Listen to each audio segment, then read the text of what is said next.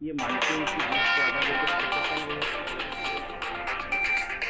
देखिए, जो कार्यक्रमों का नहीं, उत्साह मेरा है। एक सवाल है आपसे कि जैसे अगर हमारे भारत देश में कोई रहता है, भारत देश में खाता है, भारत देश में बड़ा होता है और यहीं से हर चीज़ उसको मिलती है, इज़्ज़त और एहतराम मिलता है और अगर वो हमारे महापुरुषों का जिन्होंने अपनी आहुति दी, वो चाहे किसी भी धर्म के हों, जी, ये धर्म नहीं आता इसमें, है ना? जंग आज़ादी में जिन्होंने अपनी आहुति दी है और कोई अगर उसका अपमान करता है तो उसके बारे में आप क्या कहेंगे? उसको इज़्ज़त देखिए, देंगे कि या उसको बेइज़्ज़त करेंगे? मैं आपको एक बात पुनः स्पष्ट कर देना चाहता हूँ कि आज की जो प्रेस कॉन्फ्रेंस है ये किसी राजनीतिक मुद्दे के लिए नहीं, नहीं। नहीं, नहीं, मैं राजनीतिक मुद्दे की मैं बात नहीं कर आप रहा मेरी हूँ। बात जी, सुनिए। जी। ये किसी भी राजनीतिक मुद्दे की तरफ से नहीं। जय हिंद साथियों। इस वक्त हम आजमगढ़ की तहसील लालगंज में खड़े हैं और आप हमारे सामने देख सकते हैं तो ये केशव भवन है जो संघ कार्यालय है, दीनदयाल नगर लालगंज। और आज यहाँ पर कुछ प्रेस कॉन्फ्रेंस रखी गई है, तो हम अब अंदर प्रेस कॉन्फ्रेंस की तरफ रुख करते हैं और अंदर दिखाते हैं कि अंदर के क्या हालात है, क्या बातचीत है। मेरा नाम डॉक्टर अम्बरीश सिंह है जी। और मैं एक अपना वैचारिक संगठन है राष्ट्रीय स्वयंसेवक संघ परिवार का, जी। राष्ट्रीय शैक्षिक महासंघ, उसके प्रदेश मंत्री के दायित्व में हूँ और संप्रति यहाँ पे राजकीय इंजीनियरिंग कॉलेज आजमगढ़ में सहायक आचार्य और कुल सचिव के पद पे कार्यरत हूँ। तो आज ये जो प्रेस कॉन्फ्रेंस रखी गई है तो इसके रखने की वजह क्या है? वजह यह है कि जैसा कि हम सभी जानते हैं कि आने वाले 2022 में स्वाधीनता के 75 वर्ष पूरे हो रहे हैं, तो उसके निमित्त जो हमारा ये हर विचार परिवार है, विचार परिवार ने पूरे देश भर में अमृत महोत्सव के रूप में मनाने का इसको यत्न प्रयत्न किया है। उसी के निमित्त कई सारे कार्यक्रम अगले 1 महीनों में, जो कि 19 नवंबर से शुरू हो रहा है, कार्यक्रमों का जो समझ लीजिए एक दौर है। 19 नवंबर को रानी लक्ष्मीबाई के नाम से हम सभी परिचित हैं। रानी लक्ष्मीबाई का जन्म दिवस है, उनकी शौर्य गाथा और वीर गाथा किसी से छुपी नहीं है। तो उस दिन को ही प्रारंभ दिन मान के इस कार्यक्रम का प्रारंभ किया जा रहा है 19 नवंबर से। उसके बाद में विशेष एक कार्यक्रम हमारा इस पूरे 1 महीने वो कार्यक्रम चलेगा, 19 नवंबर से लेकर 19 दिसंबर तक के दौर में। और 16 दिसंबर को एक विशेष कार्यक्रम रहेगा जिस दिन आप सभी जानते हैं कि भारत की शौर्य वीरता की गाथा पूरे दुनिया में फेमस है। तो शौर्य दिवस जिसके 50 साल पूरे हो रहे हैं, 1971 में शौर्य दिवस हुआ था बांग्लादेश मुक्ति के समय में, और 2021 में उसके 50 साल पूरे हो रहे हैं, तो उसका भी एक विशेष आयोजन पूरे देश में किया जाएगा। और 19 दिसंबर को, जिस दिन संप्रति राम प्रसाद बिस्मिल जी का आप वीर शहीदी दिवस है, उस दिन भारत माँ के चरणों में वो समर्पित हो गए थे 19 दिसंबर 1927 को। तो वो दिन भी बहुत महत्वपूर्ण है इस देश और समाज के लिए। तो उस दिन इन कार्यक्रमों के समापन की श्रृंखला शुरू की जाएगी। आपने बहुत एक अच्छी चीज कही, मुझे उसके ऊपर एक सवाल आया। यानी आप जैसे कहते हैं कि 2022 में देश की आज़ादी को 75 साल हो जाएंगे, यानी आप ये मानते हैं कि देश को आज़ाद होकर 75 साल होगा? देखिए, जो कार्यक्रमों का उत्साह मेरा है। एक सवाल है आपसे कि जैसे अगर हमारे भारत देश में कोई रहता है, भारत देश में खाता है, भारत देश में बड़ा होता है और यहीं की हर चीज उसको मिलती है, इज्जत और एहतराम मिलता है, और अगर वो हमारे महापुरुषों का जिन्होंने अपनी आहुति दी है, वो चाहे किसी भी धर्म के हो, जी जी, ये धर्म नहीं आता इसमें, है ना, जंग आज़ादी में जिन्होंने अपनी आहुति दी हो और कोई अगर उसका अपमान करता है तो उसके बारे में आप क्या कहेंगे? उसको इज्जत देंगे कि या उसको बेइज्जत करेंगे? मैं आपको एक बात पुनः स्पष्ट कर देना चाहता हूँ कि आज की जो प्रेस कॉन्फ्रेंस है ये वो किसी राजनीतिक मुद्दे के लिए नहीं। मैं राजनीतिक मुद्दे की बात नहीं कर रहा हूं। आप मेरी बात जी, सुनिए। ये किसी भी राजनीतिक मुद्दे की तरफ से नहीं बुलाई गई है। राजनीतिक विचार व्याख्यान करने हो तो मैं आपके साथ अलग से उसके लिए वार्ता हम लोग करेंगे। ये पूरी वार्ता और पूरी प्रेस कॉन्फ्रेंस एक उत्साह एक नागरिक के मन में है इतने सालों का।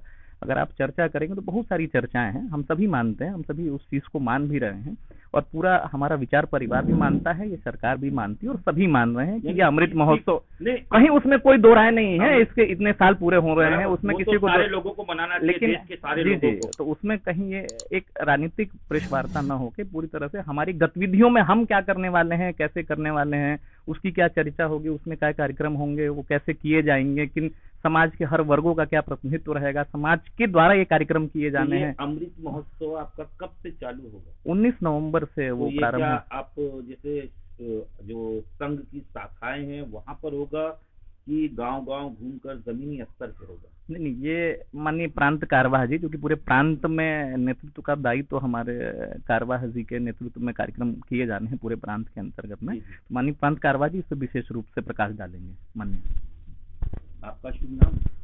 मेरा नाम सुरेश शुक्ल है। जी। मैं राष्ट्रीय स्वयंसेवक संघ का इस गोरक्ष प्रांत का प्रांत कार्यवाह के नाते मेरे ऊपर दायित्व है। और अमृत महोत्सव स्वाधीनता से स्वतंत्रता की ओर जी 1947 में अपना देश स्वाधीन तो हुआ है, जी लेकिन आज चाहे शिक्षा के क्षेत्र में आप देखिए, चाहे स्वास्थ्य के क्षेत्र में, चाहे अर्थ के क्षेत्र में, हम स्वतंत्र नहीं हैं। यह जो पुरानी परंपराएं चली आ रही हैं अंग्रेजों के समय से, और सारे के सारे अभी तक हमारे ऊपर माने चल रहे हैं। तो अपनी सरकार और अपना संघ का विचार परिवार इसने आज़ादी के स्वाधीनता के से लेकर स्वतंत्रता की ओर 75 वर्ष यह अमृत महोत्सव के रूप में मनाने का निश्चित किया। दूसरी बात, हम सभी जानते हैं कि कतिपय लोग जो स्वतंत्रता आंदोलन में भाग तो सभी लोगों ने लिया है, जी वह चाहे जिस भी जात के हों, चाहे पंथ के हों, चाहे धर्म के हों, कोई भी हो, लेकिन जो ज्ञात हैं उनके साथ कुछ ऐसे अज्ञात नायक नायिका भी हैं जिनके विषय में हमारे समाज को जानकारी नहीं है। तो जो आपने कहा जमीनी स्तर पर नहीं, हमारी यह भारत माता की आरती रथ के साथ चलेगी। 19 को हमारा एक बड़ा कार्यक्रम हर जिला केंद्र, यह लालगंज संघ की दृष्टि से जिला केंद्र है, और आजमगढ़ और फूलपुर तीनों को मिला के एक विभाग बनता है। तो इस प्रकार से 6 विभाग इस गोरक्ष प्रांत में है, 21 जिले इस गोरक्ष प्रांत में है। सभी जिला केंद्रों पर जैसा आपने बताया कि महारानी लक्ष्मीबाई के जन्मदिन से यह शुरू होकर के और प्रत्येक विकास खंड के सभी ग्राम पंचायत, सभी मंडलों तक यह यात्रा हमारी जाने वाली है। वहां पर भारत माता की आरती लोग उतारेंगे, और उस गांव में अगर कोई शहीद, कोई अगर जिसने बलिदान दिया है, जिसने आहुति दिया है देश के स्वतंत्रता संग्राम में, उन लोगों के परिवारों में जो आज हैं उनको सम्मानित करने का हम प्रयास करेंगे। ये और पूरे भारतवर्ष में चलेगा कि खाली उत्तर प्रदेश? पूरे भारतवर्ष में। हम उत्तर प्रदेश की बात नहीं करते। जी, यह जो कार्यक्रम अमृत महोत्सव का कार्यक्रम है वह पूरे भारतवर्ष में है। यानी जो अंधेरी की गुमनामी में गुम है उनको उजागर कर, उनको हम ढूंढ करके ऊपर करेंगे। नहीं तो पिछले हम कई सालों से तो देख रहे हैं वही घिसा पिटा इतिहास पढ़ा जाता है, इसी इसने किया, इसने किया, बस, लेकिन बस। उसके साथ में जो लोग थे जो वो सामने नहीं आए। जैसे 1857 में लोग मानते हैं हमारा प्रथम जो स्वाधीनता संग्राम हुआ है, ऐसा लोग मानते हैं। कुछ लोग ये मानते हैं 1 साल माने 100 साल उसके पीछे भी जाते हैं। कुछ लोग मानते हैं कि जब कांग्रेस की स्थापना 1985 में हुई है तब से हमारा संघर्ष प्रारंभ हुआ है। तो ये अनेक प्रकार की बातें हैं, लेकिन नेतृत्व करने के साथ साथ उस संघर्ष में जिन लोगों की प्रत्यक्ष सहभागिता रही है, ऐसे लोगों की जानकारी, जैसे अभी मैं बस्ती में था तो वहाँ जो है पैड़ा और बैड़ा राम सिंह का नाम आया, वहाँ पर जो है माने तलाश कुंवरी का नाम आया, आजमगढ़ में हमारे जो है कुंवर सिंह का नाम आता है।